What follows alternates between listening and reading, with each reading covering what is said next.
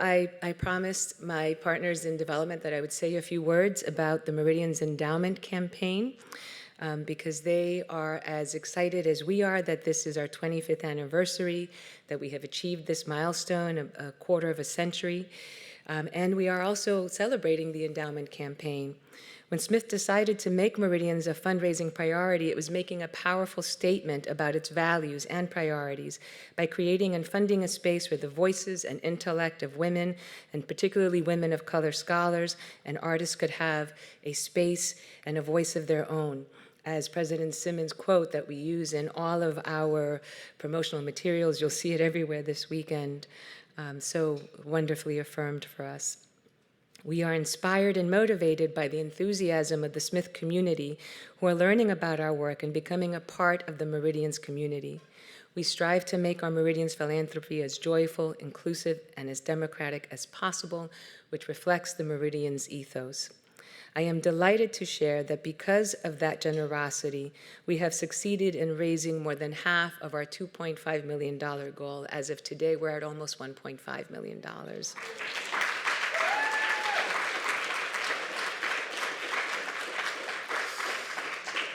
And something especially exceptional about that is that gifts of any size are being counted towards this endowment. That is uncommon in our philanthropic history.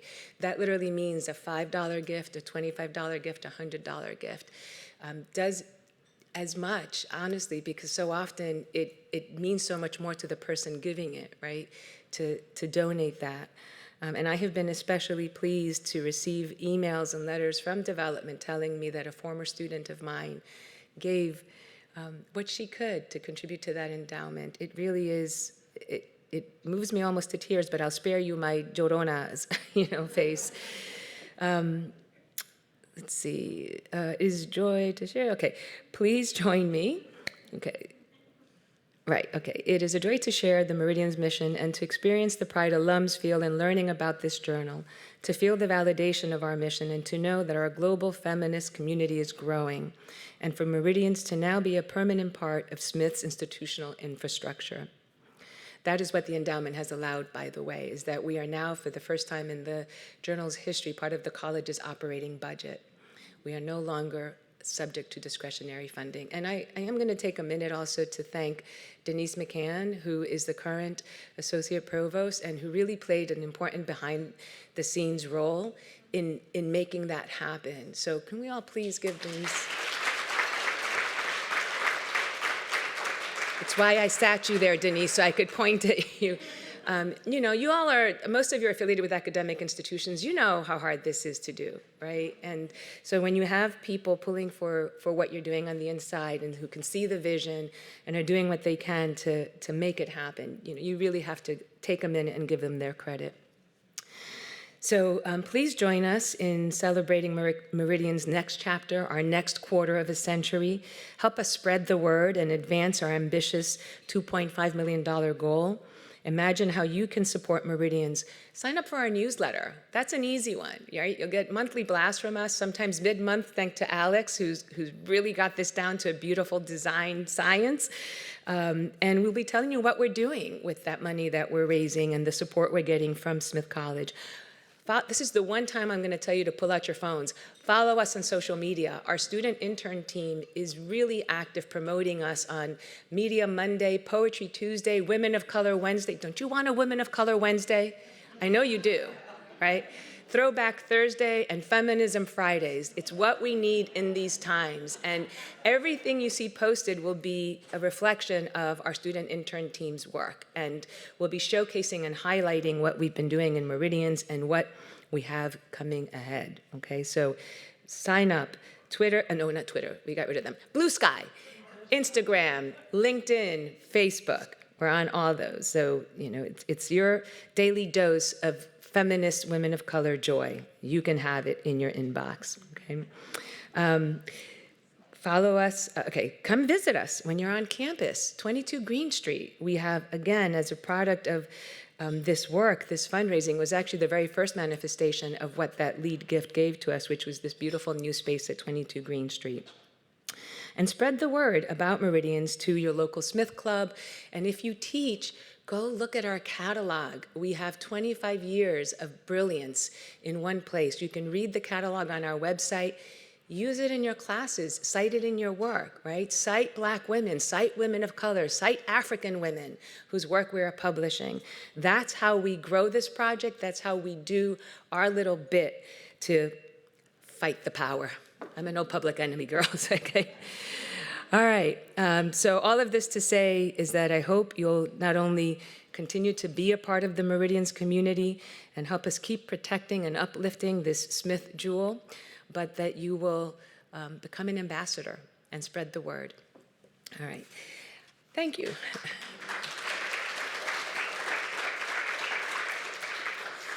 On that note, I am now going to formally open this evening's signature event, a Keynote Roundtable conversation moderated by our Provost on the significance of the Meridians Project at Smith and beyond.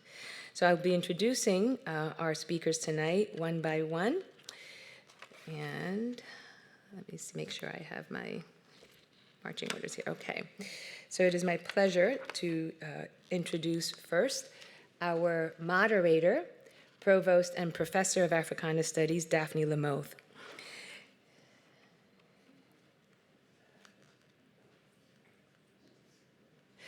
Daphne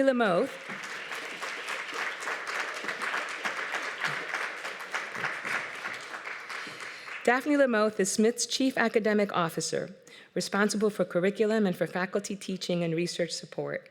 She plays a pivotal role in achieving Smith's institutional goals through stewardship of the college's academic mission. Academic and co-curricular units within the Provost portfolio include all academic departments, as well as the libraries, the Museum of Art, the Botanic Garden, institutional research, the Office of the Registrar, the Office for the Arts, and Meridians. Professor Lamothe also chairs the Committee on Academic Priorities and oversees the long-term composition of the faculty. She has been at Smith since 2004 and has served as the chair of the Department of Africana Studies, co-chair of the Admission Policy Study Group, and served on the Academic Priorities and Faculty Compensation and Development Committees.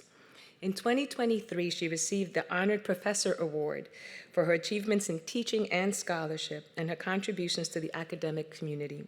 Professor Lamothe holds a bachelor's degree in English literature from Yale University and a PhD in English from the University of California at Berkeley. It is also my great honor and pleasure to introduce Paula Giddings.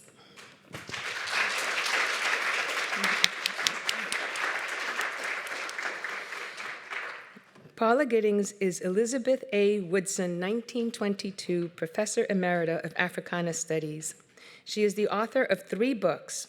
Her book, Ida, A Sword Among Lions, was awarded the Los Angeles Times Book Prize for Biography. And I'm going to go off script to tell you that if you have not read this book yet, you must read this book. It is an exemplar of historical biography. And I'm pleased to say that the first iteration of that book was published in Meridians, Volume 1, okay? A short article about Ida. So this is one of the things we do. That's how we got Paula to do this work of editor.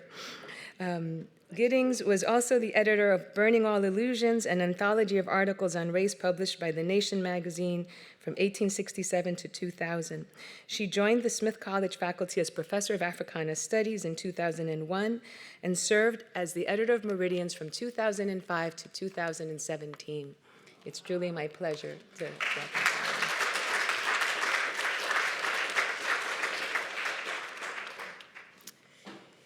Also with us this evening is President Sarah Willie-LeBreton.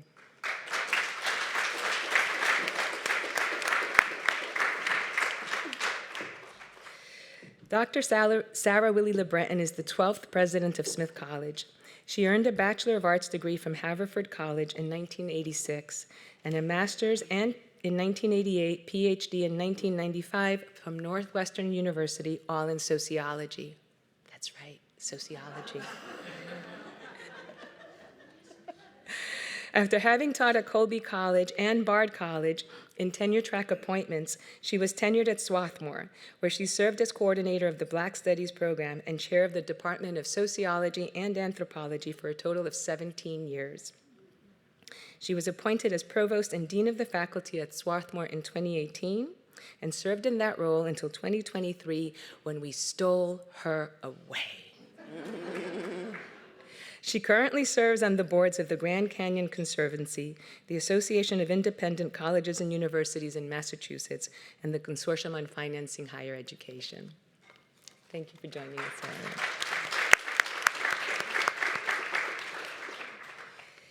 And last but most certainly not least, President Emerita Ruth J. Simmons.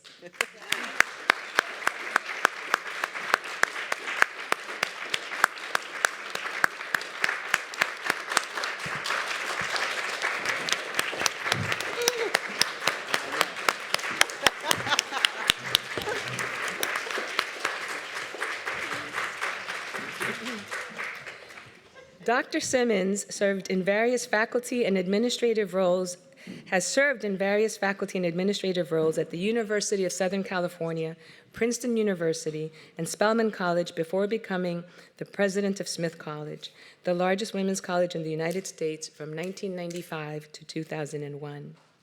At Smith, she launched a number of important academic initiatives, including an engineering program, the first at an American women's college, the Poetry Center, and founding of the journal Meridians, Feminism, Race, Transnationalism, which published its first issue in the fall of 2000. Dr. Simmons left Smith to become the president of Brown University from 2001 to 2012, where she was the first Black woman to head an Ivy League institution.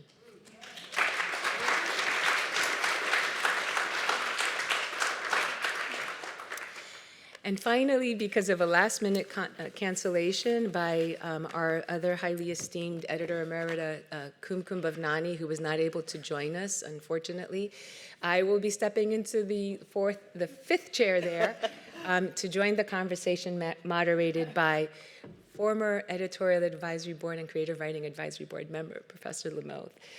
My bio is in the program. I've told you who I am already, so thank you, and I hope you enjoy this conversation.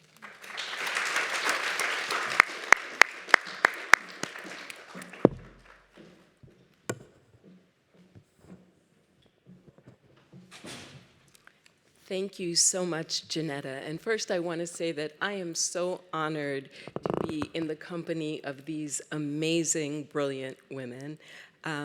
As we celebrate and commemorate the 25th anniversary of Meridians and its founding, we have the wonderful opportunity to reflect on Meridians' past, its present, and if we have time, maybe its future here at Smith.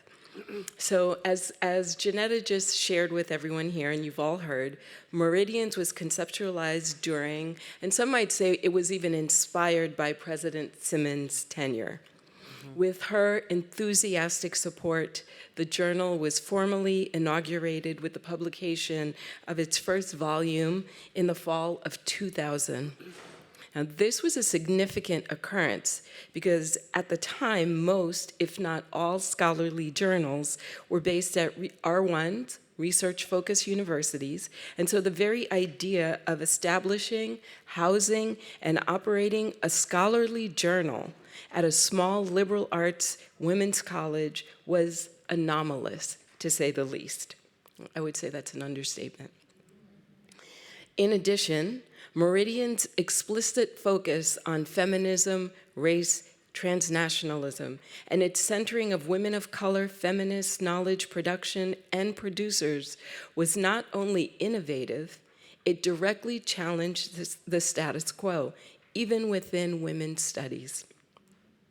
As if that wasn't enough, the Smith faculty who brought this proposal to President Simmons, Susan Van Dyne, Nancy Saporta Sternbach, Elizabeth Alexander, Ann Jones, and Ravina Agarwal also proposed editing the first issue as a collective, which was an exemplary feminist ethic and therefore an uncommon approach in the world of scholarly journal publishing.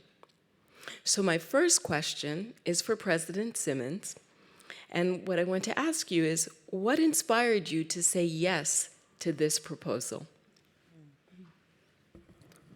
Well, I want to be behave myself tonight. Don't do it. And I promise I'll get to that.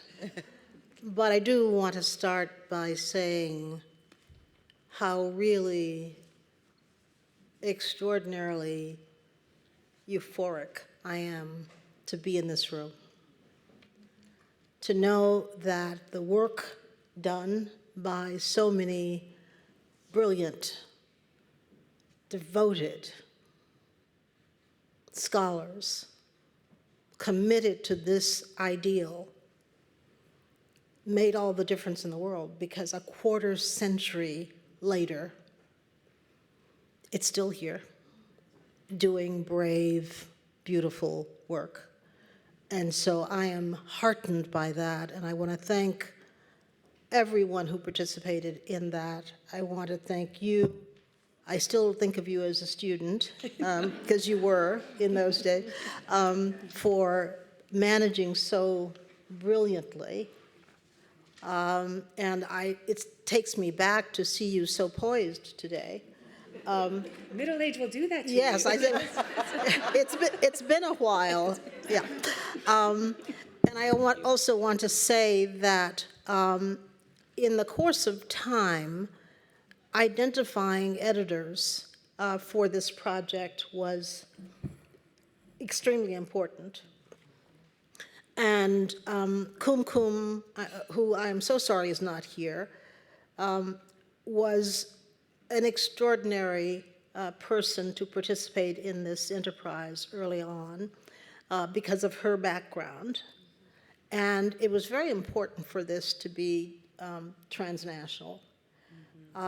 In this country, we are so often mired in what we do within the confines of our borders, not acknowledging the extraordinary work and worth taking place all around the world. And that this was all about making that statement meant a lot to everybody who participated. And then along comes Paula. And Paula is, don't worry, Paula, but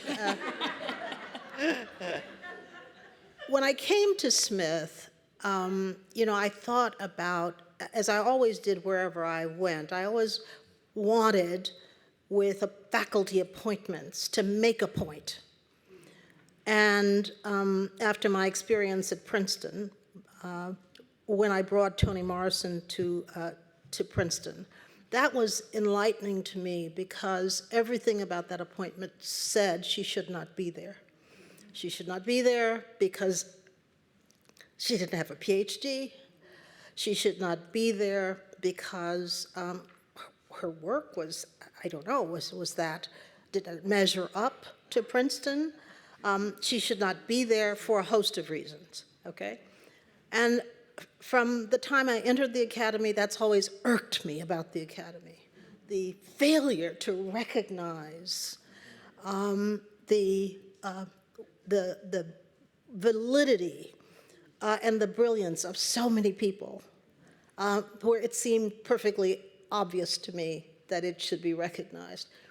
So when I went to the English department at Princeton and talked about Toni coming to Princeton, they said, well, they couldn't possibly give her an appointment because, she didn't have a PhD.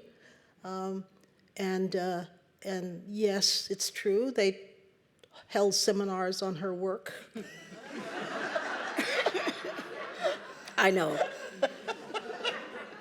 But they couldn't give her an appointment. And it's things like this about the academy that just drove me crazy, as you might imagine. And so we got Toni Morrison to Princeton, and of course, as you know, she won the Pulitzer, the Nobel Prize, and today, if you mention that embarrass, that embarrassment to Princeton, they'll deny it ever happened. Because you see today, there's a Toni Morrison Hall on that campus, and every so much that they derive from association with her art is so obvious to them, and they're very proud of that. Well, from that experience, I thought, I've got to get Paula to Smith. So Paula was my next project. And Paula is difficult because Paula, she has her own thing. I mean, she moves about the world with her own idea of, what's important and what's not important and so forth. And that can be sometimes difficult to figure out. But anyway, so she had been at Duke, she had served some time at Princeton, but I said, no, Paula, your work deserves a senior tenured faculty position at Smith, and that's what we want to do. So she came to Smith, took some doing, but she came to Smith, and then, of course, you see what she has done with the journal Meridians. I'm going to, I know you're just thinking, when is she going to finish? But here's the thing, when I came to Smith, I kept thinking, well, gee, a women's college. There are things we can do that others dare not do because they're not smart enough. They're not aware of what's going on enough. And so, but we can do it. We can do it. Okay? Because we know. We know. And so, so a couple of things that I started with. First of all, the Poetry Center was, desperate for some support. And the president of Princeton gave me funds to do whatever I wanted to do with when I joined Smith, and I gave it all to the Poetry Center. And I thought, yes, women poets, right? And then I thought, well, gee, why aren't we educating women engineers? And so I thought, okay, well, let's take that on because we have something to show. And what do we have to show? We could show that the system of orienting young people to technical careers and science and engineering was all wrong. It was a system built to eliminate people. But we could be the place that taught how to bring people in. And so I found a wonderful young man, Domenico Grasso, as you know, and asked him to come and to start the program. And he's today president of the University of Michigan. We can show people what can be done. And imagine someone who starts engineering at Smith and what they can do for that big old rambling place, Michigan.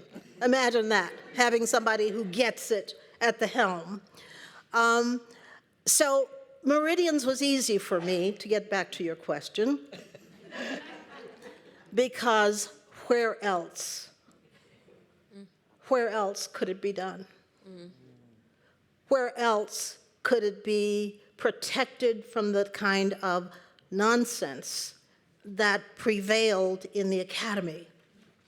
Nonsense like, yeah, but that person shouldn't get tenure because they're published in that place, okay? And that person is not good enough because we don't know what they're writing about. And they're not mainstream enough. This is all the junk that I heard when I was in the dean of the faculty office at Princeton. This is what I heard about people not fitting in and not being worthy of the academy. So we set out in everything that we did to demonstrate, and yes, shame, people who engaged in that kind of thinking. And the proof of it is the extraordinary work that people have done because they've been embraced, because they've been supported, because they have been recognized for the quality of their mind and the quality of their work. Sorry. Thank you.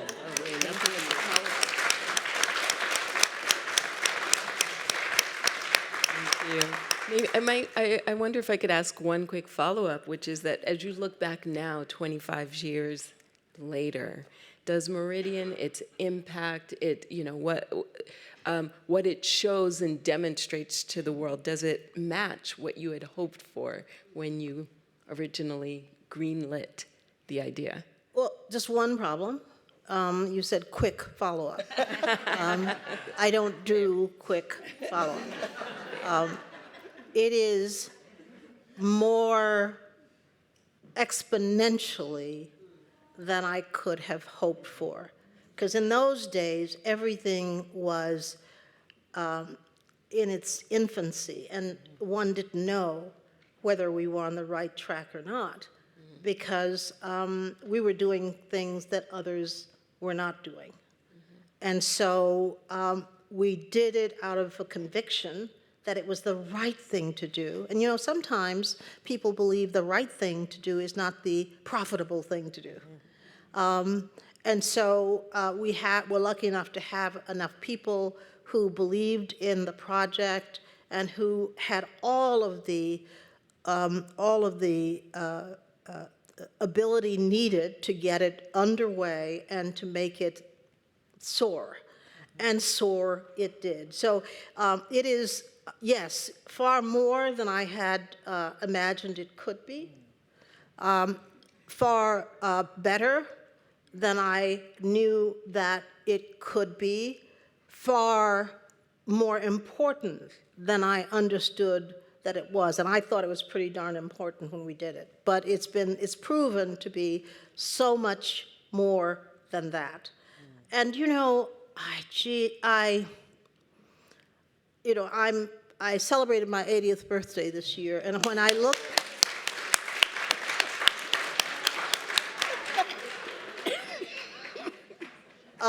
okay. Just have to take it. Okay. Just have to take it.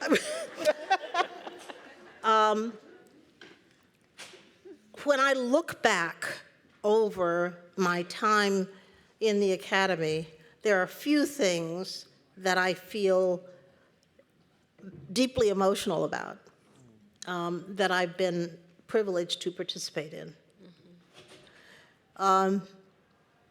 One is certainly coming to Smith and being a part of this extraordinary institution that is brave and that has the best students in the world, and that not only has the best students in the world, but has the students who have the courage to do what is necessary for the world. To be associated with that first. But among those things, certainly Meridians ranks up there as one of the things that I am so proud to have been associated with. Thank you. It's Paula. Oh, no. I know. Unfortunately, you do. You joined the Smith faculty in fall 2001, which was, as we just noted, during President Simmons' tenure. And as a professor in fact, my dear colleague in Africana Studies, you became the third and to date longest running Meridians editor, stepping into that role in 2005 and staying as editor of Meridians until you retired, right?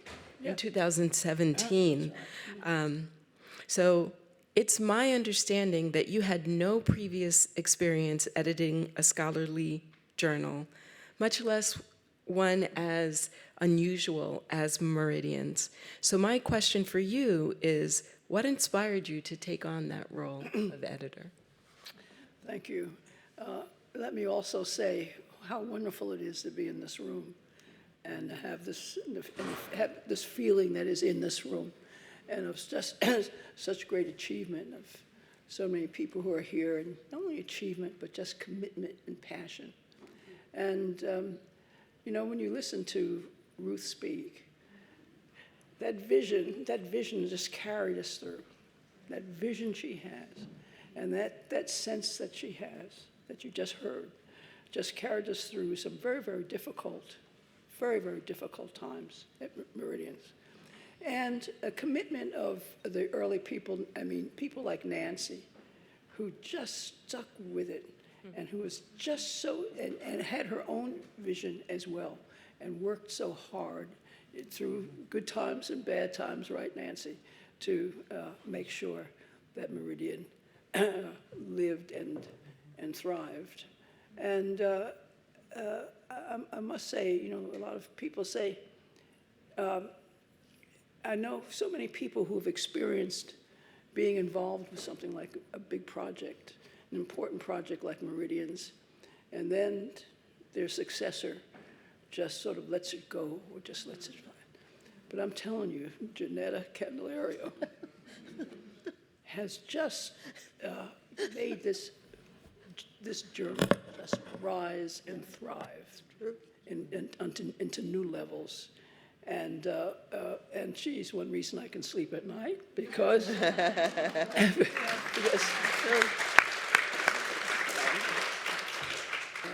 Meridians is in such fine hands, and you can see this. Your question. You know, actually, I've been an editor longer than I've been a published writer. I was an editor of my high school journal. I was the editor of the Howard University's literary journal. I was the editor at Howard University Press. I was an editor at Random House. I worked in magazines in editorial capacity, not editor-in-chief, but in editorial capacities at Essence and Encore magazine in New York. And I love editing, right? And so, no, true that I'd never edited a scholarly journal, but I had been inspired by scholarly journals such as Sage, published at Spelman College, and the founder of Sage is here.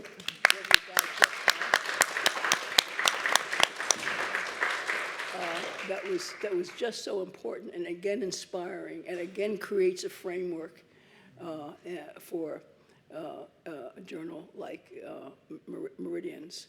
And so the idea of Meridians, to think about editing a journal like Meridians, was just so extraordinary. You know, the young students here, they think about intersection. Oh, we all know about that. Oh, you know, we understand this. We understand transnational. We understand all that. It's second nature to you now. But at that moment, when Meridians was conceived by people like Nancy and that first collective, this intersection was an extraordinary idea, and one which had not yet completely migrated out of law scholarship. That's where it begins in legal scholarship, but not so much in other scholarship. So this was brand new. And what you can see so quickly is the power of that idea of gender, race, transnationalism, to create not only community here in the US, but this global community of people all over the world who can come into one center, intellectual center, and it's just extraordinary. And particularly the transnational aspect has really also been, Ginetta has done also so much with that aspect of it as well in a very important way. So it was a very exciting thing. Two things got me to Smith. One was Ruth, number one. And the second was Meridians. I said, what kind of a school that publishes Meridians? That's where I need to be. So it was a very exciting and a very exciting moment and years in my life and in my career here at Smith, and a real privilege to be an editor. I have a follow-up for you, too, because I feel like you're being overly modest. And you've remarked on Ruth's vision and Ginetta's as well. And I think you're kind of gesturing towards your own, like what motivates and drives your own work when you talk about intersection and intersectionality. So I wondered if you could just talk a little bit about the ways in which your own vision for the journal evolved over your tenure, and how you know, the mark that you left, because we know that you did. Those of us who know that this journal. We'd love to hear that, so. When I became editor of Meridians, I had published a Black women's history called When and Where I Enter. And the idea, and of course, when you're talking about women of color and African American women's history, I mean, intersection is an inherent part of it. But before there was a language for it, and before there was a structure that you could articulate about it, it became very different. You know, you all, most of you are too young to remember this, but are you a woman or are you Black? Right? And this was a very difficult question at some period, right? Because you were betraying something all the time. Where you, there's no right answer to that, right? And so I think what I hope to maybe to bring up a little bit there to Meridians is this, the power of that idea of bringing together an understanding in ways that were just with African American women, but with women from all over the world, in bringing those ideas of those intersecting identities, and not just it starts off with also intersecting oppressions, but there's also the other side of it, of intersecting joys and intersecting power to it, and a lot of that comes out of a sense of community. So, and it's a global community. So, I thought maybe I brought some of that to. But I also just, I tell you, I remember just trying to survive a lot. We had a lot of these of just keeping it going and keeping it's just a tremendous, as those involved know, and Ginetta knows, it's a tremendous responsibility. You know, lives depend on these things. It's not just an academic exercise. And people depending on you, and they're reading themselves. They see themselves in this work, and they see their power in this work. And you have to keep that up, and you have to keep that quality up. And sometimes it means making difficult decisions. But I think once you feel like you have fulfilled that, then you have fulfilled why you are on this earth to do it. Thank you.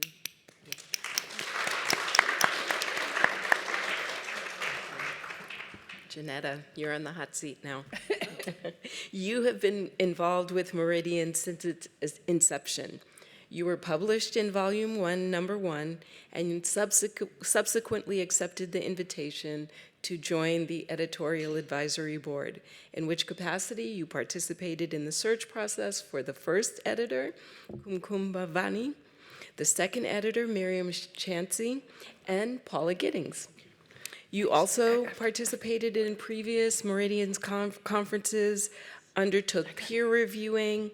So even though I imagine these experiences were helpful when you succeeded Paula upon her retirement, you too had never edited a scholarly journal before.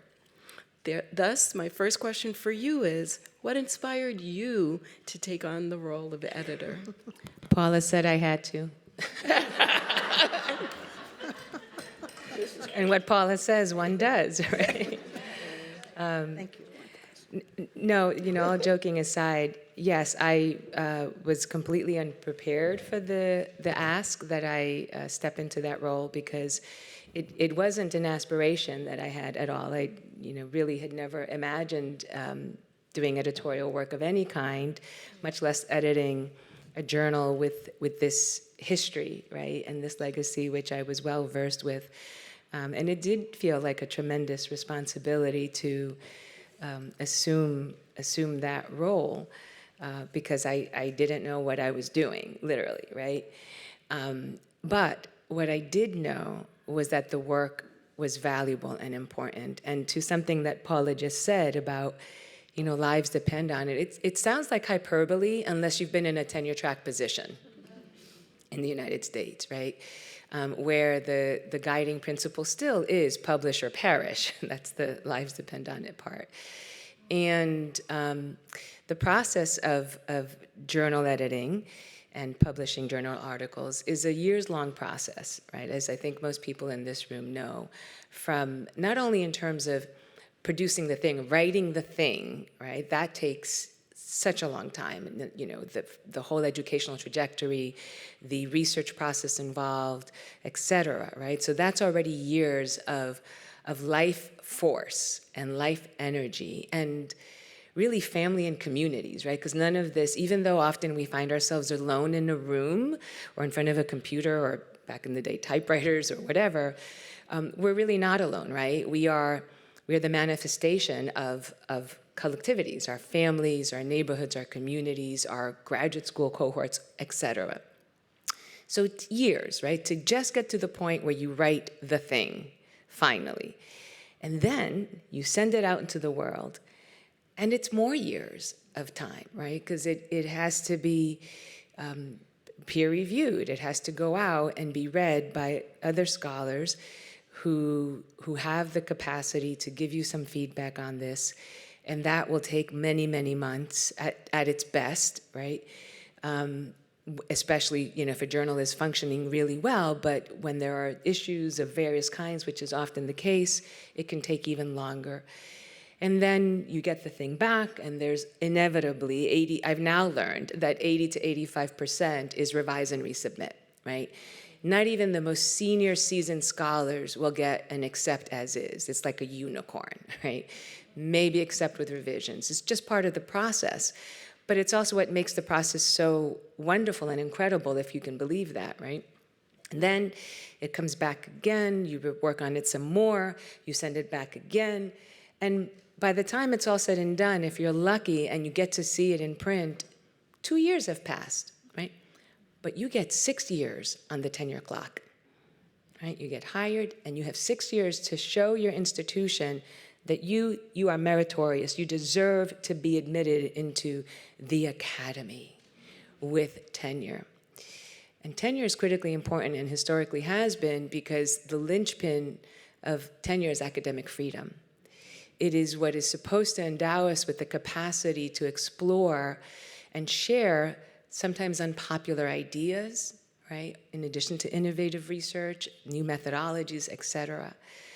So I realized when I stepped into the role, this enormous responsibility that Paula was talking about, that it wasn't just about, reading the work or identifying peer reviewers, but about being always conscious of what was at stake for the person who sends their work to us, right? And how to create a sense of responsibility also in the peer reviewers that we have, and in ourselves to do our best to shepherd the work. So when I understood that, and I have to say, Paula did a lot of work talking to me about it and explaining what the process meant, how to go about it, why it was worth doing.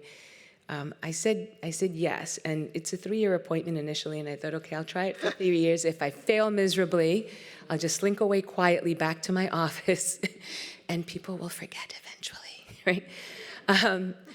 But once I was in, I got hooked, and I found that I loved the process. And here's something that no one told me. We don't have graduate students at the college part of Smith. There are graduate students in the School for Social Work, but not in our corner of the college. And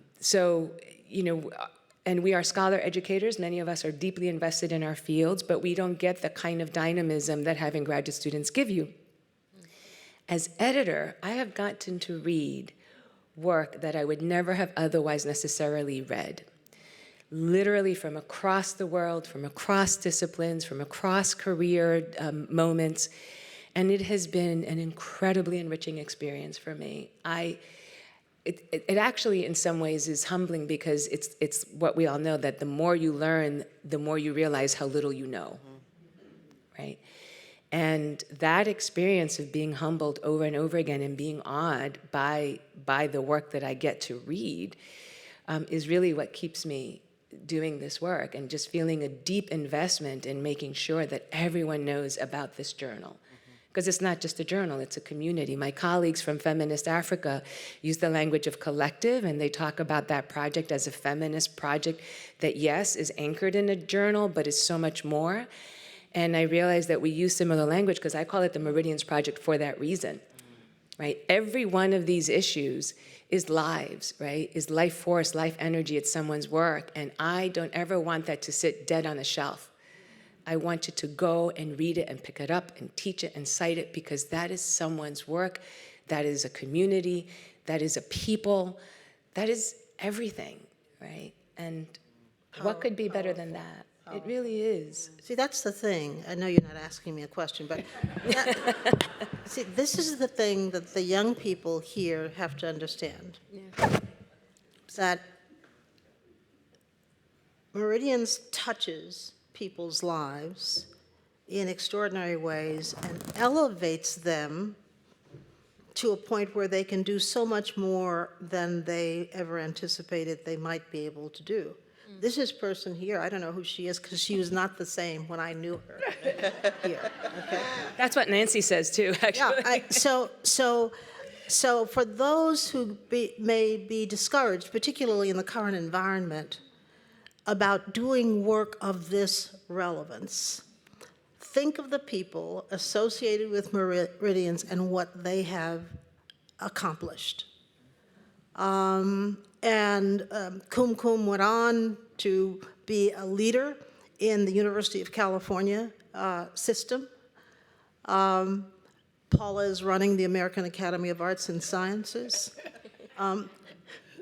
Yes, running the Academy of, and that's a, we always think of this work as, somehow on the back burner, or, an also kind of thing.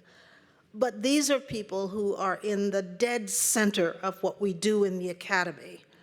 And they are leading, and they are showing people. And this is the thing to remember. Don't ever be reluctant to take on this kind of work, because it gives you something so solid that you can face up to people and do things that otherwise you might not be able to do.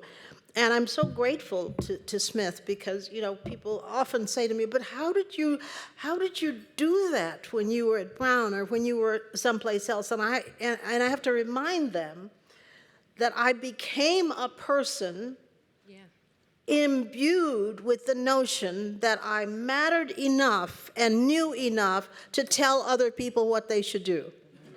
Okay? And nobody could convince me that I was wrong. So these young people who were greeting us, I want you to know that that awaits you, because you are learning to be, not to apologize for what you are, not to do something over here out of the way, but to be dead center, letting people know what the world ought to be. And that's the benefit of this journal, is that it helps all those people associated with take on and rule that space. Mm-hmm.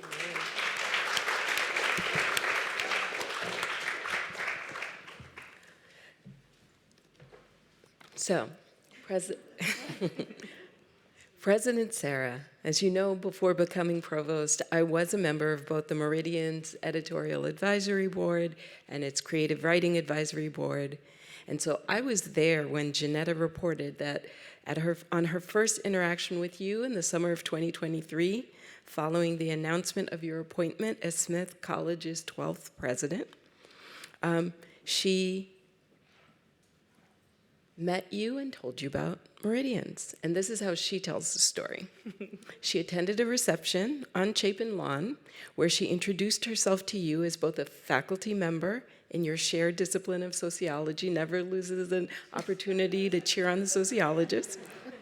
And then as the editor of Meridians. And she informed you that the journal was based at Smith, to which you responded, Meridians? I didn't know Meridians lived at Smith. I love Meridians. And it has been clear since that moment that your appreciation for the journal and its mission is conveyed with that same enthusiasm, as has your appreciation for the fact that it is a quintessential Smith project with global impact. So I'd like to ask you, what is there to love about Meridians, and in particular about Meridians at Smith? Thank you. First of all, I'm getting a lot of ideas about what I might do during my tenure here from my previous president. Daphne gave me a heads up that she might ask me this question, and there were so many things that I loved about Meridians that I decided I was going to write them down so that I didn't forget any of them. That's such a great question. What is there to love about Meridians? I think, first of all, the importance of the project's mission, advancing and showcasing the knowledge production of feminist women of color in scholarship, artistic work, and feminism. How the project has contributed to the growth of intersectional scholarship and activism. I think for lots of people, the idea of intersectionality is now a couple of decades old, but for many, many people, it's a brand new idea to be thinking about what it means to have multiple aspects to our identities and what those mean for us in terms of our lived experiences. The mentorship, the professional development, the community it's fostered across disciplines in the United States and globally. And I would say personally, the searing and searching essays and poetry, the evidence-based scholarship, the radically inclusive vision advanced in its pages has offered me, and I know many, many others, a trenchant intervention and an antidote to the domestic chaos and the global upheaval under which so much of the planet's people live, and have lived, not just in this moment, but have lived over time, and with which Meridian's contributors have always engaged. The deep collaborations Meridians has nurtured are particularly important to our community, women of color at Smith in the US, around the world, and people watching women of color who don't identify as women of color, but who benefit from the work in the journal and seeing the collaborative work that we're doing, right? It's a model for others. For Meridian's authors, perhaps particularly those who are also Smith alums, it's come to my attention that Meridians is more than a journal. It is also a home, right? A home away from home, a space of mutual support. Having Meridians here at Smith, I think helps make the world both larger and smaller simultaneously for our students. And by that, I mean Meridians gives Smith students a perspective that they wouldn't otherwise have, right? So it's here and it's local, but it's also global. I was noticing last night as I was meeting some new friends at the dinner yesterday evening, how many people I was meeting for the first time who embraced me before introducing themselves, right? They didn't introduce themselves first. They embraced me and then introduced themselves. Can you imagine what the world would be like if that were our approach, that we are just assuming a level of love that is like a sibling? The best sibling, I would say. Good, healthy sibling relationship.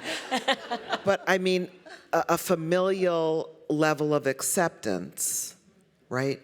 Even before knowing somebody's name, or where they went to college, or where they went to graduate school. That's a kind of radical acceptance that is both in the journal and of the journal, and yet it's a journal with high standards. So what does it mean to be a journal that is both elite but not elitist? Because the scholarship is rigorously vetted, right? The contributions are seriously undertaken, and suddenly it opens for us like an oyster. It opens the world to us. And that combination of being held up high as an example of the very best while also being open is far too unusual, but something about which we should feel really good and very proud. So I think my final comment is that I'm very grateful and very honored to come to a place where Meridians is its home. And Ginetta's right. I thought, I've been reading Meridians for the past 20 years, and I didn't realize its connection with Smith, and suddenly I was just kind of feeling a little bit better. Because it is dramatically unusual to have an international, first-rate journal published at a small liberal arts college. And so we hope two things happen, right? People really appreciate the stature of Meridians, but Meridians reflects back on the stature of Smith, and people begin to put together that there are some really extraordinary things that can come out of small places. Thanks.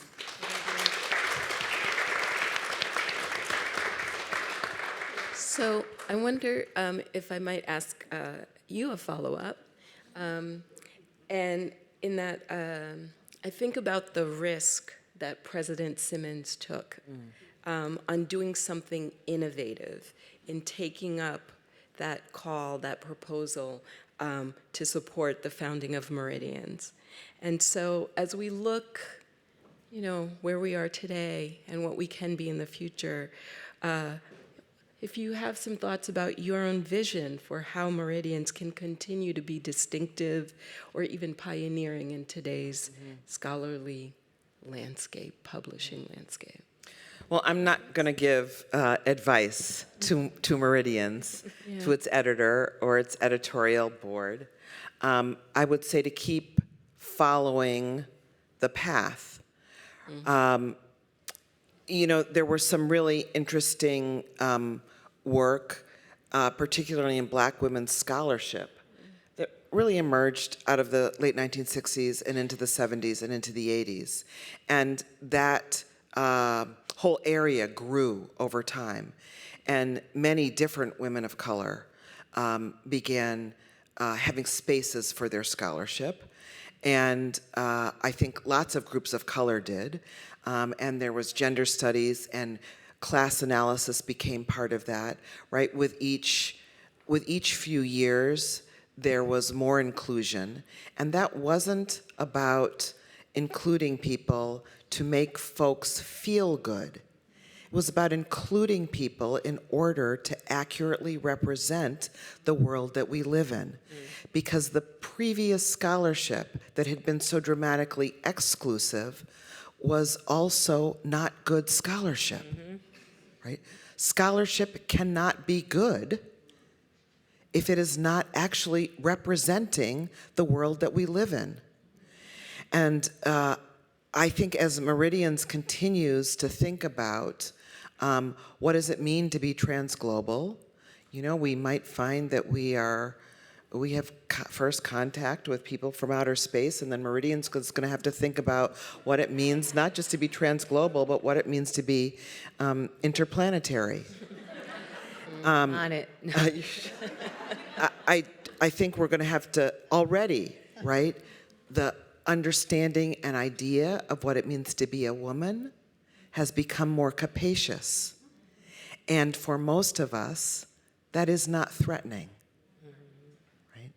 The idea of what it means to be an intellectual and a scholar has become more capacious, in part because of leaders like Ruth Simmons, who would bring Toni Morrison to Princeton without a PhD, but clearly a dramatic intellect, right? So I think what we keep doing is not pushing the envelope, but inviting people to understand that knowledge and wisdom and identity are always expanding, always under discussion, always negotiated, and to be fearless about where that brings us. So I think Meridians has been doing that, and as long as it keeps doing that, it will keep being among the most relevant journals that's on the planet. Hearing a little bit from Ginetta last night about her desire to ensure that Meridians is published in multiple languages. Because we know that English may be the dominant language for all kinds of reasons in the world, but it is not the only way of thinking, expressing, and we miss so much when we don't figure out how to listen to each other in our own languages.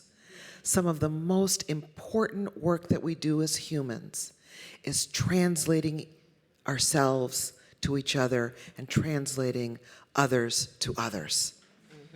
If we were able to do that, we would not be killing each other the way we are now. So that's another way to think about Meridians in terms of its life and death importance, that if we have a journal that is helping people understand more about folks all over the world, then we have a journal that's actually helping to sow the seeds of mutual understanding. Maybe one tiny journal coming out of one tiny college, but the possibilities are truly extraordinary.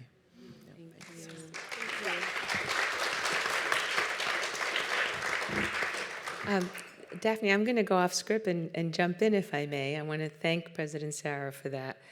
But I'm also going to turn the moderator tables on Daphne, because she did mention that in her previous life, before being a provost, she served as a member of the editorial advisory board and the creative writing advisory board, because that gives me an opportunity to thank you publicly for your invaluable service and contributions in that capacity.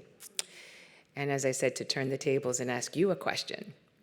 Part of your work as a member of both of those boards involved selecting the winners of the 2 awards that Meridians bestows every year: the Paula J. Giddings Best Article Award that I established to honor my predecessor, which is given to a contributor of the previous year's volume and selected by the editorial advisory board, because we deem it emblematic of the Meridians mission, as well as you have helped to select the Elizabeth Alexander Creative Writing Award winners for at least 5-6 years, which is an open call-based award for submissions of poetry, prose, one-act plays, etc., which is actually open right now. Another plug. Okay, so here's my question for you, Professor and Provost Daphne Lamothe. How did engaging with Meridian's content in those capacities inform your own research, scholarship, and teaching before you stepped into this role?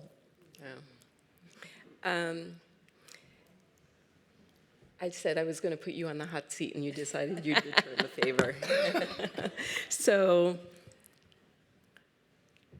I'll start by saying a couple of things, because so many of the things that you all said just really resonate for me as somebody whose history with Meridians is deep, not as long and deep as most of you, but still very profound and longstanding. And that is that serving on both of those editorial boards for me were some of the most thrilling, like vivacious, dynamic, like meetings and conversations. So when we talk about the power of collectivity and the power of working on and through difficult questions and issues to strive towards a common goal, I experienced that as a member of the board, and it's something that I treasure. It is a model of how to be in the world. So that's one thing. And then I want to answer your question both from the standpoint of a scholar and someone who's as an administrator, because I've been thinking a lot again as you've been speaking, all four of you. So as a scholar of literature and culture, Black literature and culture, across the diaspora, primarily in the US and the Caribbean. My work has almost always centered on place, space, belonging, and migration. And it has always centered the ideas, the intellectual contributions, the voices, the cultural contributions, and the perspectives of Black people. And so when I think about Meridians, this journal, right, and it's Ginetta who pointed this out to me once, feminism, race, transnationalism, not feminism, race, and transnationalism, right? It's not additive, but these three components coexisting. This journal really exemplifies a kind of development of a field and an approach that developed in tandem with my own work. I graduated and earned my PhD in 1997. So what is that, 4 years? Before the founding of Meridians. And so Meridians was both a resource for me, right? I read the articles, I learned from the writings in it, and it also evolved and developed kind of commensurate alongside of me in my own thinking. And so I found myself in preparing for this panel, and then as I was reflecting and listening deeply to what it means to center multidisciplinary work that centers transnational women of color and their ideas and their perspectives and their histories. And what happens, right? What's centered is, let's focus on the transnational for a moment, right? That we're talking about movement, we're talking about the crossing of borders, about connections and disconnections and translation. Multidisciplinary, right, is that we ask different questions depending on our disciplinary standpoint.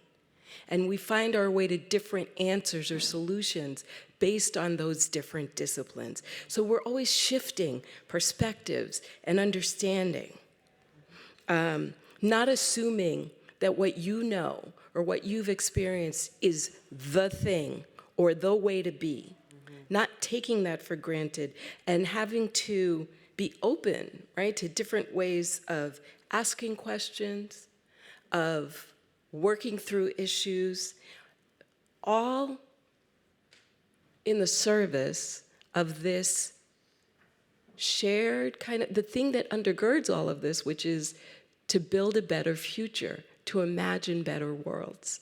And so that's been central to my work. And it's just, I did not plan this. It is central to Meridians. And I think it is because it is a journal that moves, that is motivated by, that is inspired by this idea that that multiplicity and that movement and that way of being and being in the world, that relational idea is fundamental, right, to a feminist project that centers transnational women of color. And then answering that question from the more Provostial perspective, I think about the fact that I'm sitting next to 4 institution builders. And some of the yeah. And what does it mean to take an idea and create something that becomes that has the power and the force and the staying power of an institution? And so, in short, I got a little taste of what it takes as a member of the editorial board, even as I'm sitting here in awe, listening to you all talk about the creation, the construction of this, and the sustenance of this institution that is Meridians. So this is what I heard. It takes a sense of responsibility. We're in a place of privilege wherever we stand, and we have a responsibility to use it. It takes hard work, sometimes not even knowing if there'll be a payoff for that hard work, but a commitment. It takes imagination to say, there might be a different way of doing this. I have something to contribute, to offer.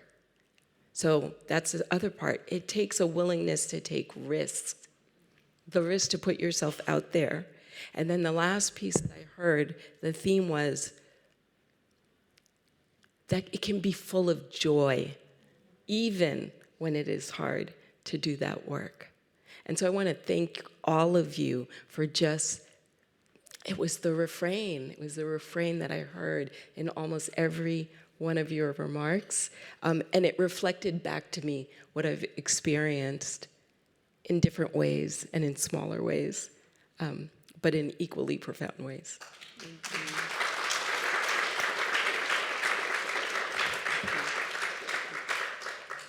I think we can maybe open it up to questions. Yes, So I don't know if there are any questions. I hope there are. Yeah. Could you please stand up and say your name for folks who don't know, even though I know and love who you are? Okay, thank you. This is Lamothe, and it's such a humbling experience to be sharing the room with so many inspiring, persons.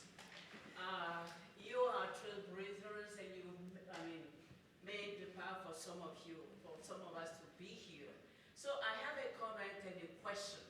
So the comment is that Ginetta is the ambassador for Meridians, because I first met her in person in 2023 in Abu Dhabi as part of the global colorism, the global perspective.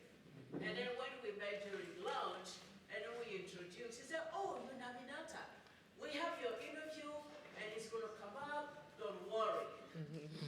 The enthusiasm, the warmth, and of course the brilliance was unlike anything that I've seen from an editor. And I'm part of various editorial boards, but that was very unnerving in a wonderful way. So that's one. The question was that the interview was supposed to come out in 2022, but it didn't fit into that specific issue. So she asked, "Would you be okay staying with Meridians?" And we said yes, because of the journal's structure. We could have taken it elsewhere, but we decided to wait from 2022 to now, just to testify to how much respect I have for the journal. I just wanted to share that experience. So the question is, how were you able to navigate the global reach, and also the challenges that one experiences in terms of submission from other places around the world, in upholding the quality, the standard, because we heard those terms multiple times. How do we uphold? We come originally from West Africa, Cote d'Ivoire. Well, writing in English and other languages is sometimes difficult. How do you uphold those standards for a journal while trying to be equitable and open? Can you share more of those challenges? Yes. Thank you, Naminatha, for that question. It's a really important one. And I just do want to point out that I'm so glad you waited, because that interview is in this issue for the 25th anniversary of Meridian. So, I'm truly grateful. So everybody in this room knows that the gold standard for journal prestige and peer review is the double anonymized peer review, right? And this idea of peer review. So one of the first things that I grappled with, precisely because of what you're signaling, that Meridians is a project whose core ethos is mentoring and supporting, right?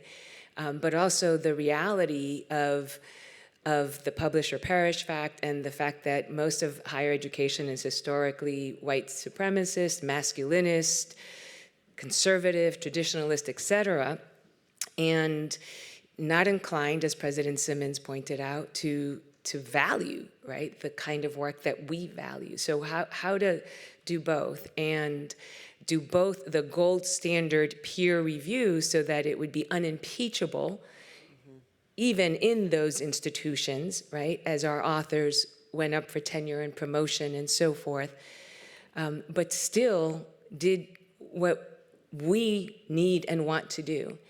And the key was, who is the peer? What counts as a peer? Who knows what you are talking about, right? And finding that one other person who knows why Dominican beauty shops matter, okay, for example, or who understands why this reading of this particular text matters, right? Or this history that has not yet been told about Ida B. Wells, why that matters. And they know what you're talking about, right? And the more we do that, the more we grow that peer base, right? Which is community. That's really, in its truest iteration, what that should mean, right? It's your collaborator. It's the person who gets you, right? Not the person who's out to get you, which is too long and still today what the approach is of peer reviewing in most journals, right? It's the out to get you review. Never mind reviewer 2. Reviewer 1 and reviewer 3 are also awful, right? And that is, quite frankly, I think one of the things that makes Meridians historically and still today, I hope, different, is that our reviewers, and everybody in this room, if you haven't reviewed yet, you will, understand, again, what I was saying before, that this is someone's, heart, blood, and soul has gone into this. And the work is to lift it up. And actually, I was telling Lucy El Sharif, who's here with us tonight, who's going to be presenting tomorrow, who's also in volume 25, that I end my intro with a quote from her piece that is itself is a quote from an Indigenous Canadian scholar who asked her the question that she asks in her piece, and then I asked, right? So think about this trajectory. That is, what do we want to lift up, right? What do we want to lift up with this work?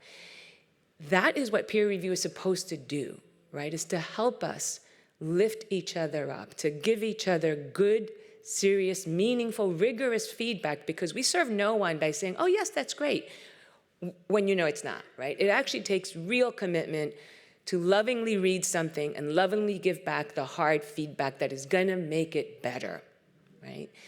And so that is part of what we've been doing, and I think we're working to expand, is to bring in peer reviewers from across the world, really, because again, the other thing is, it turns out, I realized when I started learning more about Meridians and the role of editor, that our cornerstone strengths historically have always been Black feminist work. And this might surprise some of you, but if you know who the founding board, transnational board was, it won't. South Asian and particularly Indian feminist work, right? Like real strengths, which I think is exemplary of that kind of subaltern South-South connection.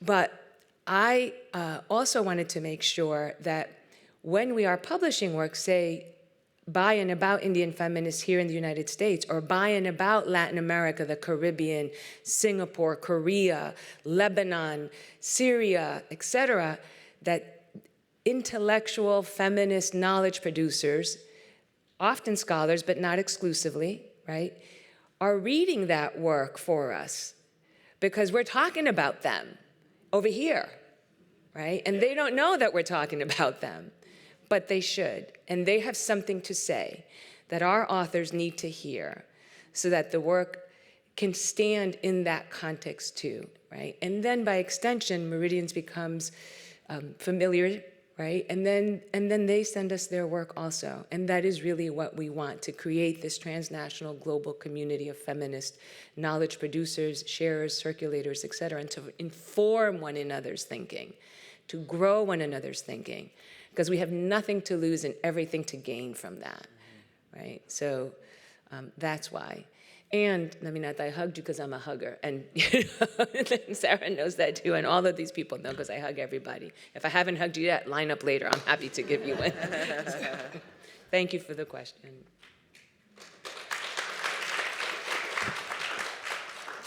Yes. Do you mind standing just a 2001, President Simmons' tenure. I had a question. This has been incredible. And we spoke a lot about depth because we were speaking about rigor and how to sort of increase the intensity of the rigor and the process. But I actually have a question about breadth because certainly in Black radical and African radical traditions, journals have been central to movement. Mm-hmm. So there's sort of been anchors for actually animating thinking that translates into action. And obviously, as you know, I'm a practitioner, which is why I write about praxis. And so I'm curious about that and what, but you all would envision as ways to further root Meridians in movement, and are there ways even those of us, again, who are kind of out in the world doing slightly different work but connected to the intellectual rigor and the politics that's being produced here, are there ways that we can also help that translation? So I'm just interested about that. How do we connect the work, not just to academic conversations, but also to movement, particularly in these times, because the visions and the analysis being proposed here is in a way the tincture, for a world in deep distress, is my belief. So if this is the medicine, how do we, socialize it and expand it to more people? Yeah. Thank you. And I'm tempted, if Nancy will let me, to turn this to Nancy Supporta Sternbeck, because from the beginning, one of the features in Meridians is a section called In the Trenches, which was explicitly intended to highlight activist work, written by activists often, right? So both scholarship about activism, but also activists' own memoir, testimonio, thinking, or reports about what they are doing in the trenches, right, across the world. And again, that was an incredible innovation. Apart from sort of the focus and the intersectionality, by the way, always including creative work, poetry, memoir, short story, as well as work on creative work, was in the trenches, right? So is it all right, Nancy, if I turn that to you and ask you to say something about what inspired the editorial collective and the founders of the journal to include activist work? Well, we felt at the time that we wanted Meridians to be different, that it was different. And the idea, actually I should be facing this way, I think, and the idea that work that was valuable didn't happen just in the academy and didn't happen just at the computer. It happened when people were out in the streets, and most of the important feminist work that was being done around the world was work that was activism. And so I just want to back up a bit because we've said all evening about talking about the global reach of Meridians, but when we first started it about, feminism, race, transnationalism, we thought, because it was originally a journal for women of color, by and about women of color, and for women of color. But then we said, but just in the United States? And that was a huge moment when we said, no, it can't just be in the United States. It has to be throughout the world. And the global march and reach of women around the world and what they were doing in their countries, in their communities, all of that was feminist work, even when some of those women refused to call it feminist and learned later that, yes, that was feminist work. And so we wanted to honor that. And to get back to the point of the creative part, we thought that there are other ways in which that expression could be materialized in the journal. And so that's when we thought, let's have a section on creative work, photography, visual art, and coming from a period myself, or a perspective myself, or from Latin American Latinx studies, I very much was trenched in the tradition of testimonio, where you gave your first person account, where you were speaking for your community, and felt it was really important that that kind of acknowledgement took place in the journal as well. So I hope that answers that question. Could I just comment on that? That's a very dangerous space. I'm sure we all know that today. The activist space. Yeah, just. In the academy. And I loved this question because it recalled for me in a powerful way how inspiring I found that idea. And so I thought, well, of course, we should embrace that as a part of the academy. And so we started talking about the idea of activists' appointments at universities, which Gloria Steinem, by the way, tried to endow an activist in residence at Smith, and that was nixed. But there's always hope. But, and then I went on, but I harbored this thought, oh, what a wonderful thing that is. So I went to, when I got to Prairie View, I created the activist in residence position.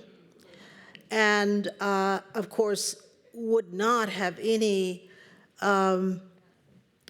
involvement in choosing the activists, because I thought that was the responsibility of the people who did the program.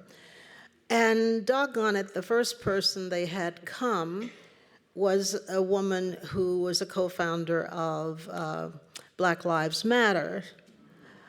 The state of Texas came down on our heads and demanded that the program cease.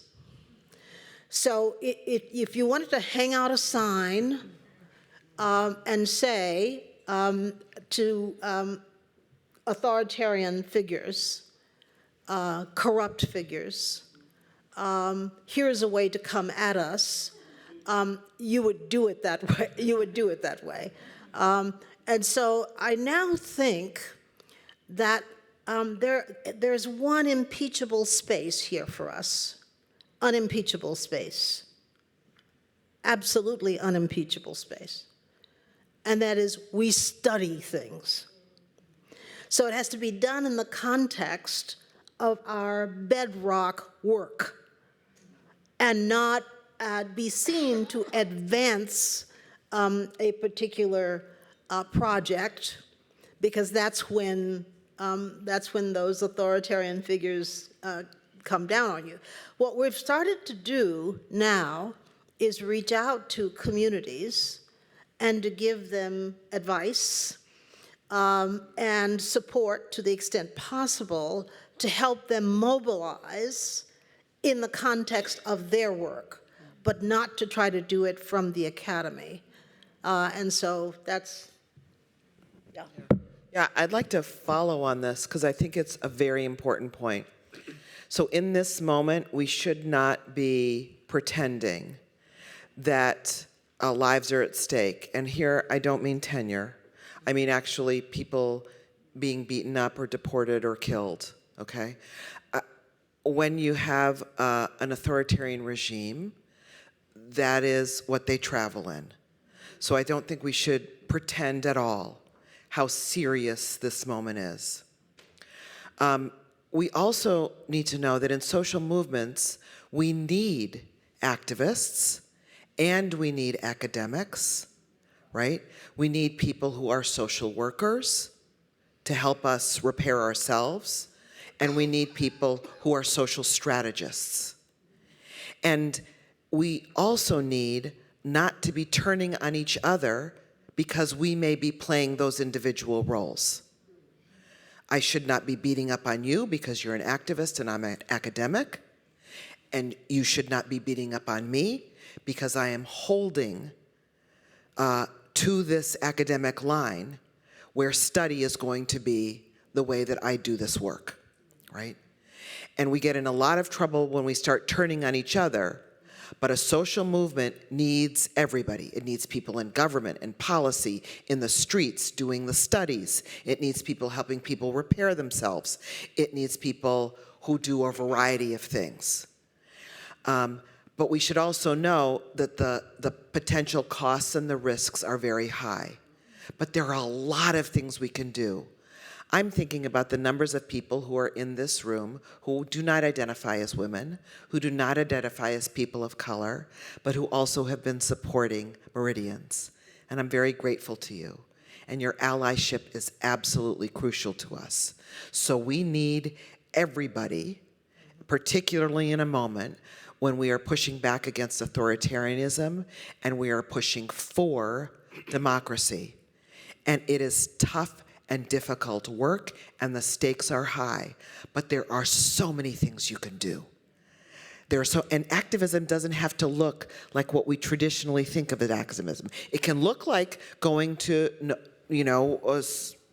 protests and carrying signs, but it also can look like helping young people in Girl Scouts and Boy Scouts and Girls Clubs and Boys Clubs and at the YMCA and the YWCA and volunteering in your schools understand the Constitution and what democracy actually is. That's a tremendous pushback in a moment where people do not know basic civics. So there are all kinds of ways you can participate. But I really want to underline what President Simmons has said. We should not abdicate the extraordinary privilege and work that needs to be done in the academy to do evidence-based research, to do it well, to do it unimpeachably, because that will last the test of time. It will last the test of time, and people who are activists will rely on it to make their arguments, and nobody else but us can do that.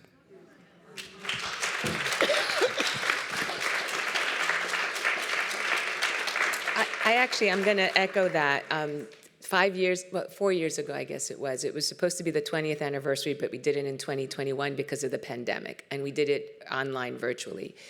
One of the folks who spoke at that virtual gathering, in addition to President Simmons, was Angela Davis, who published in Meridians, in volume, I think 1 or 2, I can't remember exactly. But she and another Smith alum, Cassandra Shaler, published a piece about the abolitionist movement, the prison abolition movement. And I had the privilege of interviewing them for that event. And I asked them, looking at that piece now, 20 years on, what did they think?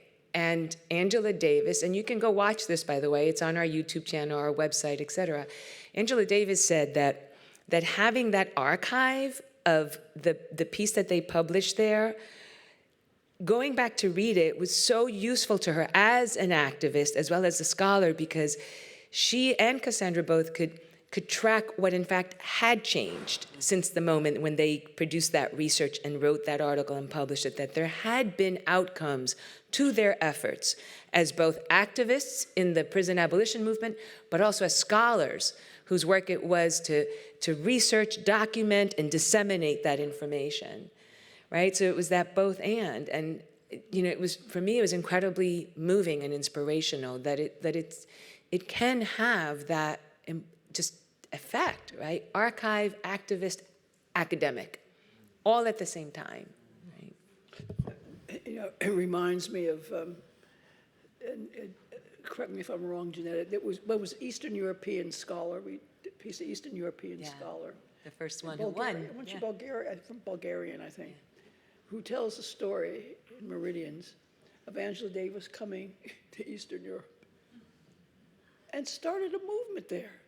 They heard her, they took, understood what she was talking about, and they started a women's movement there in Bulgaria that was spread all over Eastern Europe. So there's also just a literal, of documentation and understanding of what knowledge production can do, right? So, but I remember being very, very moved by that. Yes. Yeah, she was the first Paula J. Giddings Award winner, so Yes. I'm glad that it was especially. Wasn't going Yeah, to no, I mean, because Paula presented the award and read the piece very carefully Yeah. to make sure that it merited the. I think we have time, yes, for one more question. Yes.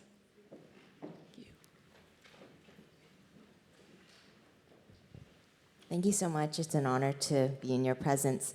This morning in our Feminist Africa Meridians collaboration meeting, which is again one of Ginetta's passionate initiatives, my colleague Sandra over there mentioned that one of the themes of her journal that she was editing, one particular theme happened to be play.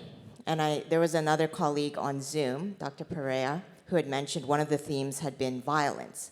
So it seems like one of the sort of ambient concerns, and both presidents had mentioned it, the idea of fear and safety and violence and latency. I was wondering, in view of the ludic nature of play, what brings you joy? Like, what is something that can mend? And so I'd like to hear, if possible, from everyone, what is something that keeps you going and that will help motivate all of us? Thank you. Thank you, Nancy. That's a great question. We'll just go down the line. Oh, why you want to start there? Yeah, We could just as easily start in the middle. I'll go first, and I'll keep it short.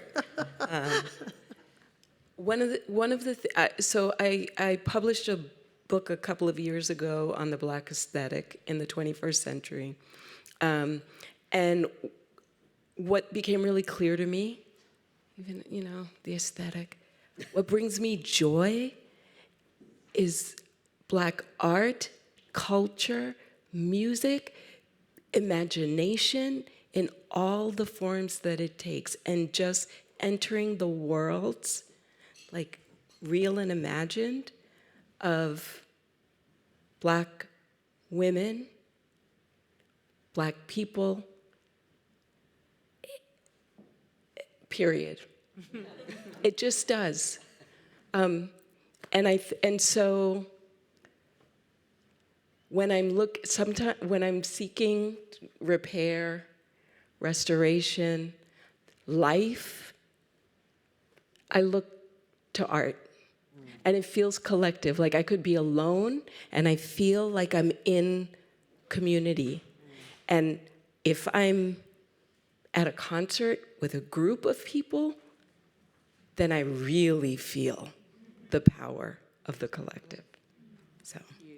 It's lovely. I think as you get older, fewer things give you joy, but the joy. But the joy is greater of those few things. I don't know what you all were thinking about, but that's. And so the things that bring me joy now, really, writing brings me joy, and friendship brings me joy, and being with people who you love and who you are enriched by, today I had lunch with Ruth and Beverly Sheftal. It was just a joyous moment, because they're two women who have changed my life in different ways, and made me a better person in different ways, and gave me opportunities in different ways. I like to say that Beverly Sheftal is the first person that gave me a job in the academy.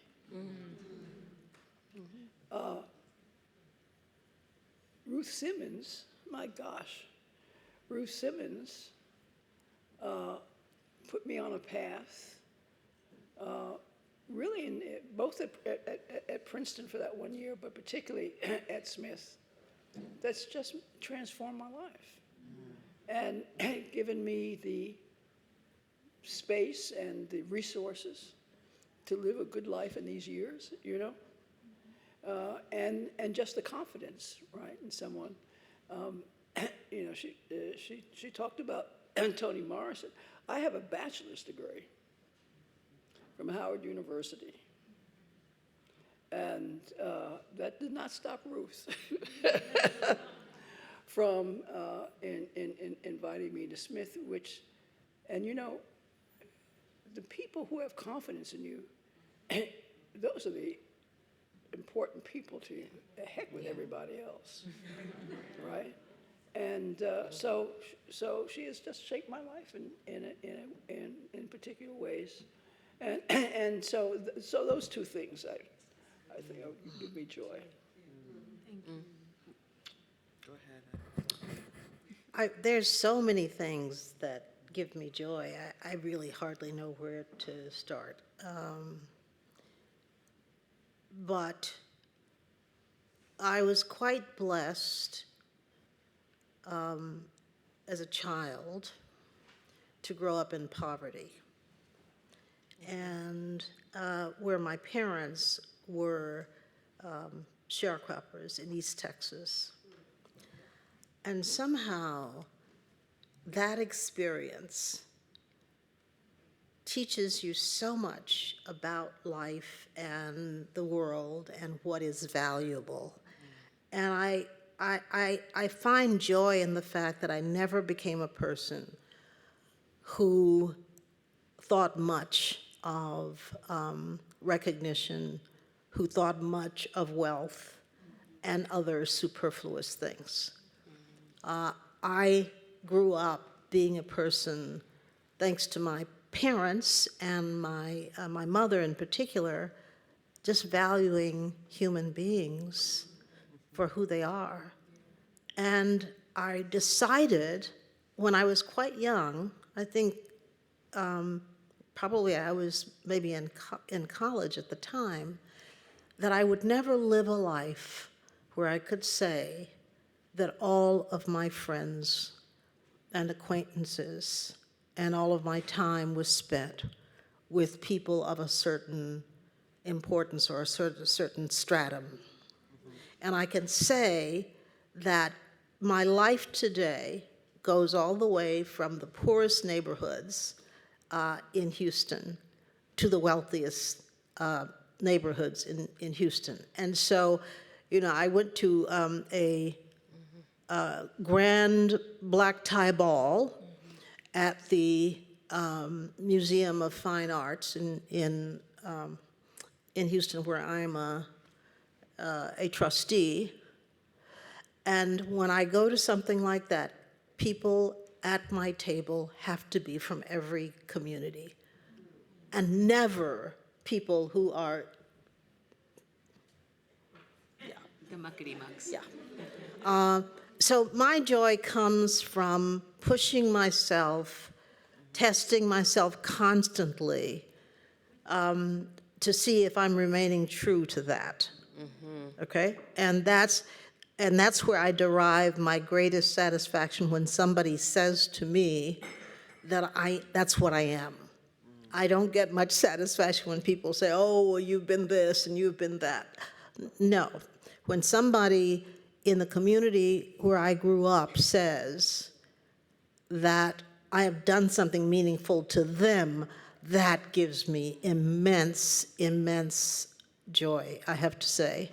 I'll also say that when my students ask me, as they always have,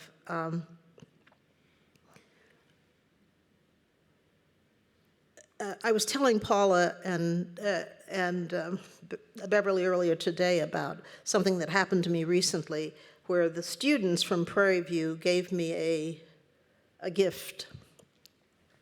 And it was a poster that they had done of me in a superhero costume. That's awesome. That wasn't the important part. The important part was they had my name in the place of the S for the Superman, Ruth the Truth. Love that. What gives me joy is if people take me for what I am and believe that I'm authentically who I am.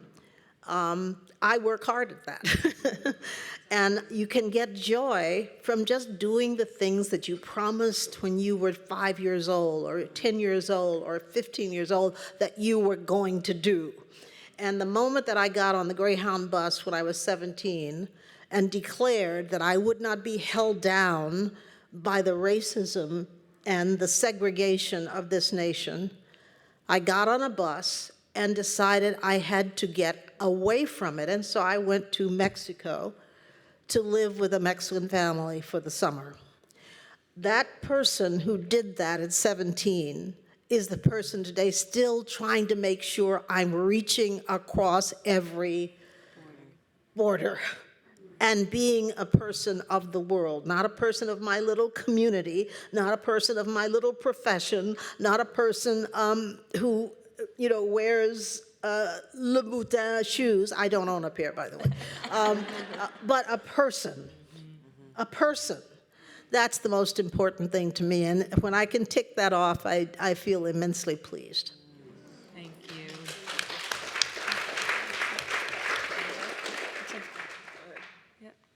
Okay, Ruth, this is President Sarah still thinking. Thank you for that question, Nancy. It's really a wonderful one to kind of wrap on. Gosh, I have to say the first thing that popped into my mind when you asked that question is that some years ago I was at Harvard because I got a fellowship to do some research, and I've been working for over 20 years on a book trying to tell the story of feminists and feminism in the Dominican Republic, which is my heritage, my maternal heritage country. And Harvard has the microfilm of the National Council of Negro Women. And one of the women I end my book on, which goes from 1880 to 1960, is a Dominican woman who was honored by the National Council of Negro Women in 1950. And I wanted to figure out, how did that come to pass, right? So I'm sitting in the bowels of a library at Harvard looking at microfilm. For the young people, this is before the internet. Microfilm is literally like these, strips of plastic on a little reel that you have to feed into a machine and then, right, and go slide by slide. There's no searching, right? You got to look at every single page. And I'd been in there that day, this, like on a Friday after a full week of many weeks of, being at this, microfilm machine. And all of a sudden, 8-10 hours into this, I realize I'm so happy right now. I love this. Okay. Like, I really am a nerd. Okay. And I'm doing exactly the right thing with my life because here I am, right? It was incredibly affirming, right? That like I picked the right path for myself, right? That I've always been a nerdy girl who loved to read and just think and read and write and debate and argue and learn more and more and find out and follow the things down the rabbit hole, right? And that spending 12 hours that day looking at the 1,000th page of the National Council of Women's meeting, just was incredibly fulfilling, right? Yeah. And relatedly, because the project is fulfilling, right? Because I've been able to work in a world where I can spend 20, now at this point, 30 years of my life trying to share what I have learned with others, right? Because that's the second thing I thought that gives me joy, is teaching. I really love it, and I love being in a place where that's the model, scholar, educator, right? That we get to be and do both. And I was telling a junior colleague here at Smith, we were talking about, she's a sociologist, and we were talking about how to teach intro and whatnot. And we're talking about how to teach theory, particularly sociological theory. And she said, that in graduate school, she learned it, it was fine, it wasn't so great, but really the person who made the difference for her was her undergraduate instructor. She's from Texas, by the way. And I said, did you ever tell him? And she said, what do you mean? I said, did you ever tell him that the way he taught you theory was life-changing for you? And by the way, this is a Black woman sociologist, right? And this was a white male instructor. And she said, no. I said, one of the things that has kept me going sometimes when I have felt like I just didn't have anything left in the tank for this work was that sudden email that I got from someone that I taught 40 years ago when I was in graduate school, 30 years ago, 20 years ago, 10 years ago, that writes to me, Dear Professor Candelario, I just wanted to tell you that the other day I was teaching this class or doing this work or whatever it was, and I remembered your class, and your class made a difference for me, and I thought I'd let you know. Those moments are life-sustaining, and they give me tremendous joy, right? Because they are about those seeds that we plant, and we don't know what's going to come of them. But being an educator is incredibly powerful in that way, because it does make a difference, And then, of course, the things that we all know are important are our beloveds, right? Our family, our friends. But also, I got to say, this room and last night's room. Last night, I got to stand at the front of this room, and it was the most beautiful thing I have seen in a very long time, and it was incredibly uplifting. So, thank you for the question. I feel like that should be the final word, so I'll try to be very brief. I think joy is a byproduct, and it comes and lands on our doorstep unexpectedly. But it's really hard to plan for joy or to pursue joy. There are lots of things that give me deep pleasure, all kinds of art and music and spending time with friends. But joy is something really unexpected, and that I do think is a byproduct of things out of our control, and also the attitude with which we face life and bring to life. So there are so many experiences of joy, I couldn't even begin to describe them, but they're often so surprising to me. And I guess I would make that distinction between pleasure and joy. That student who writes after all those years, or somebody, I'll tell a very brief story. I need a lot of silence to kind of generate myself. And I love being with people, which is good in this job, but I need some times of deep silence in order to get up and keep going. And I was at an airport in Colorado, and I thought, I do not want to talk to anybody, so I'm going to find a seat. I'm going to look for somebody who doesn't look like they want to socialize. I sat down next to a young woman who seemed to be really intent on her phone. Bonus. And she leans over to me and is trying to communicate with me through Google Translate because she doesn't speak English. And I'm thinking, golly. And I also noticed that it seems like she's wearing a hospital bracelet. And we're having trouble communicating. And finally she calls somebody and asks them to speak with me. And the person on the other line says, hi, I'm so-and-so, you're sitting next to my wife. She's never flown on an airplane before. Could you just watch out for her? Maybe you can arrange your seat next to her. Maybe you can see if somebody on the plane speaks Spanish. I'm gonna meet her in Philadelphia. Okay. So I find out there's nobody, none of the flight attendants speak Spanish. I don't speak Spanish, but we're all kind of watching out for her. And she and I begin to communicate more effectively. And I think I ask her where she's from. She says El Salvador. And I'm thinking, wait a second, how could you have never been on a plane before? So I said, so how did you get here from El Salvador? And she says, and she's been in a detention center for several days.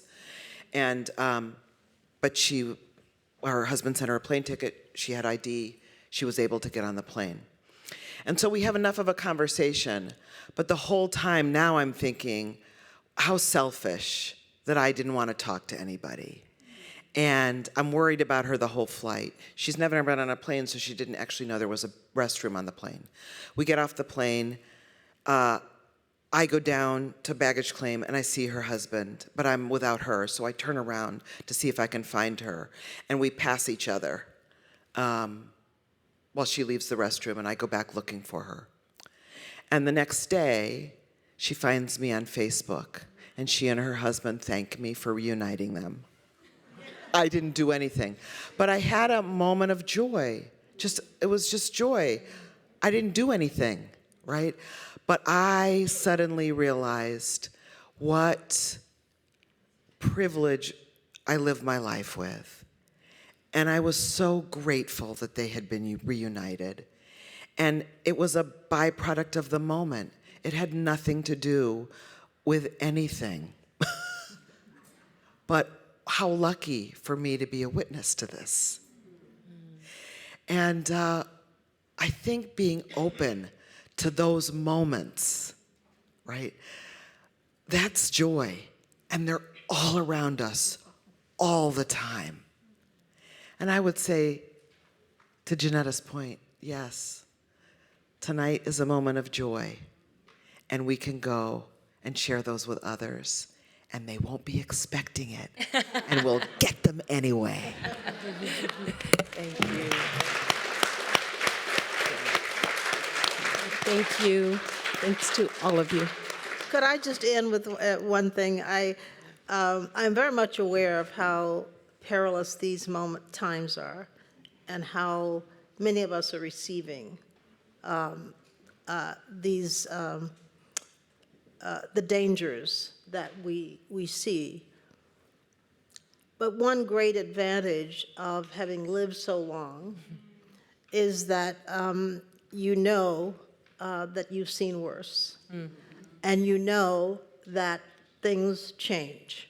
That's right. And so for the young people, I always say to my students, wherever we are at this moment, prepare yourself as if you know that this will change and you need to be ready for the time that comes.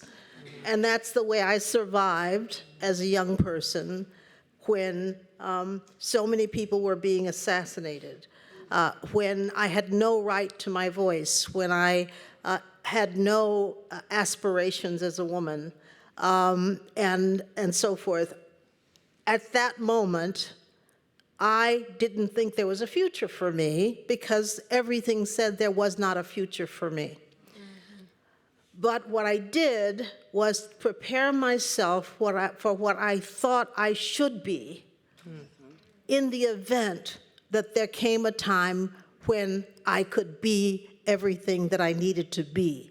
And that's what we've got to do in this moment. We've got to fight like hell against everything that poisons the world that we're in, and at the same time, not forget that this is going to end one day, and we need to be ready for that moment. So thank you.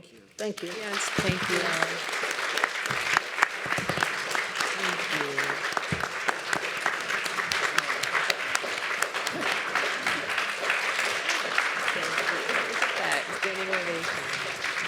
Thank you, everyone. Very much appreciated. And again, I invite you to attend the symposium tomorrow, which opens at 9:45 in the browsing room at Nielsen Library. Thank you again.